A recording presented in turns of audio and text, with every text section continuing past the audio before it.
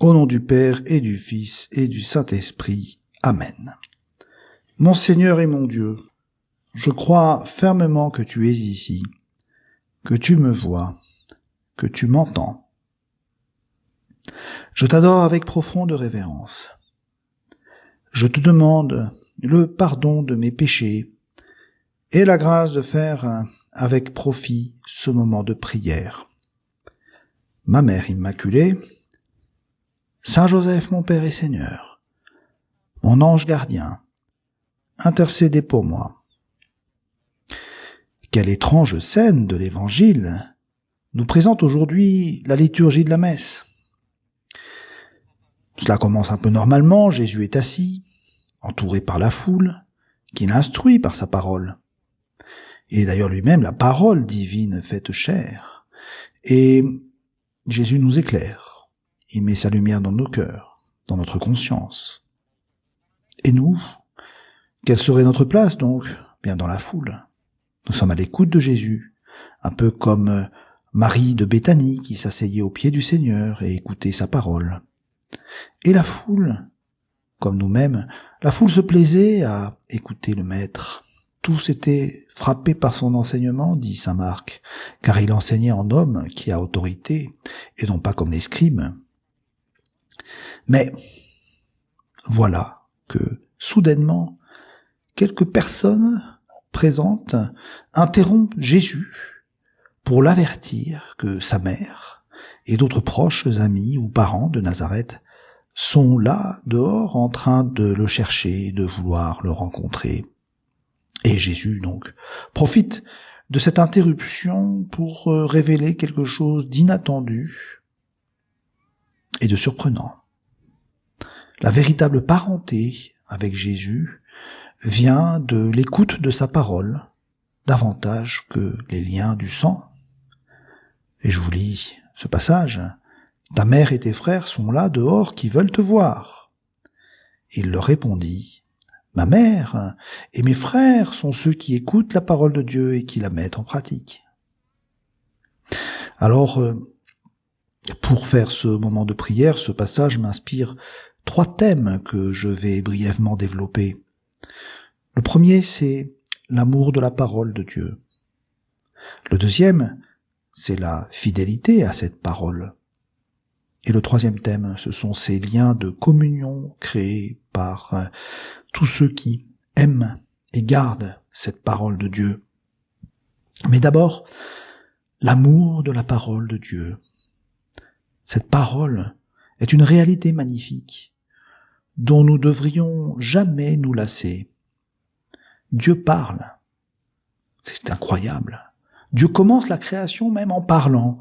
Que la lumière soit, dit-il, dans le premier chapitre de la Genèse. Et Dieu parle et Dieu crée.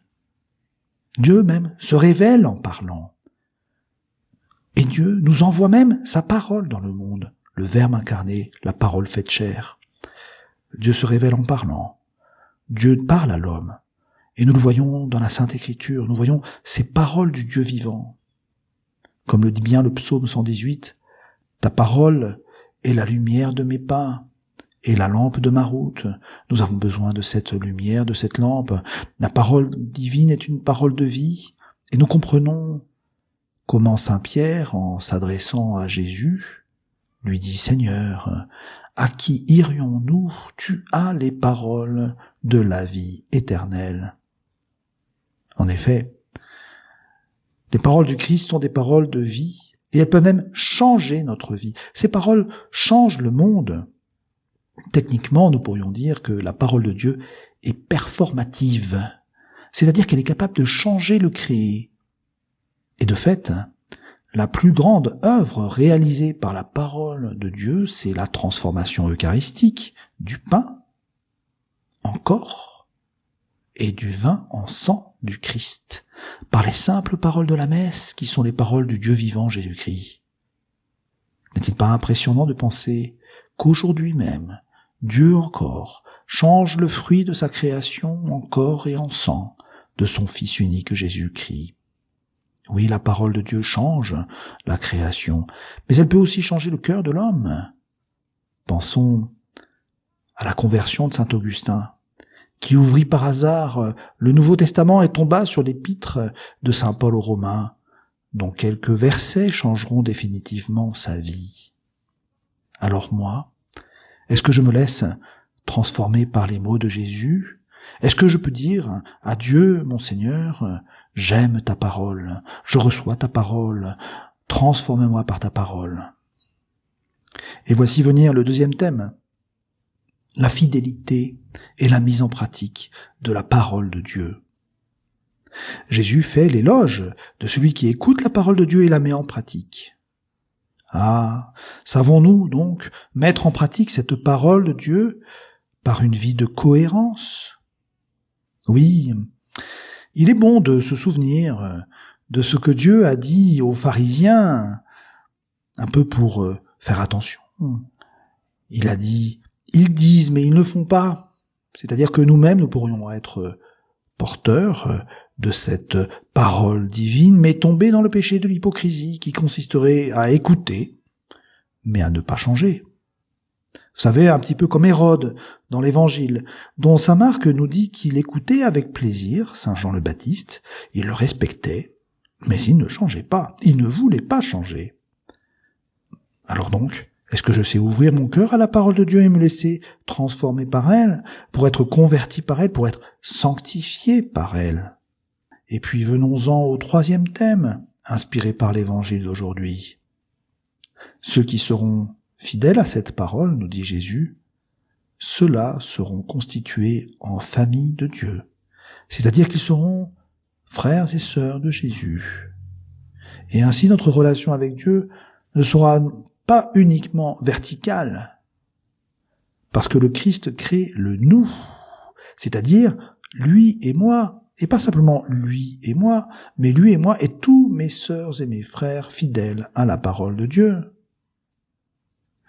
Avec une mère, une famille. Merci Seigneur pour cette émouvante réalité qu'est ton Église qui rassemble tous les disciples et nous fait découvrir une réalité nouvelle, qui est la famille de Dieu.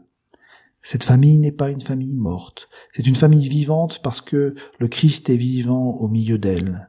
Le Christ qui nous parle, mais il ne fait pas que parler, il pardonne et il est présent à travers les pasteurs, à travers le Saint-Père, les évêques, à travers la parole annoncée dans la liturgie, à travers les sacrements. Oui, ta famille, Seigneur, est une famille vivante et belle, encore aujourd'hui. Il faut que nous soyons fidèles à ta parole, Seigneur. Et dans cette famille, il y a la mère de Jésus. Revenons au passage de l'Évangile.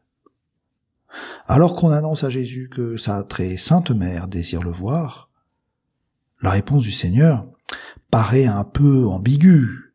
C'est comme s'il répondait froidement, théoriquement, de manière un peu même générique. Mais moi, je ne sais pas.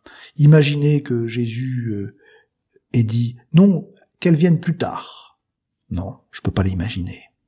J'imagine plutôt que, juste après avoir dit « Ma mère et mes frères sont ceux qui écoutent la parole de Dieu et qui la mettent en pratique », que Jésus va alors se jeter dans les bras de sa mère pour nous signifier très clairement que s'il y a une personne qui écoute la parole de Dieu et la met en pratique, qui est la meilleure des personnes et le meilleur exemple à suivre, c'est elle, sa mère biologique, pourrions-nous dire, sa mère selon le sang. Et pourquoi? Parce qu'elle a aussi porté la parole dans son cœur. Elle qui, au moment de l'annonciation, s'est écriée « Voici la servante du Seigneur, qu'il me soit fait selon sa parole ». Oui, elle s'est laissée transformer par la parole divine et elle a même porté le Verbe fait chair en son sein. Oui, heureux ceux qui écoutent la parole de Dieu et qui la mettent en pratique. Je te remercie, mon Dieu, des bonnes résolutions, des actes d'amour et des inspirations que tu m'as communiquées dans cette méditation. Je te demande de m'aider à les mettre en pratique. Ma Mère Immaculée, Saint Joseph, mon Père et Seigneur, mon ange gardien, intercédez pour moi.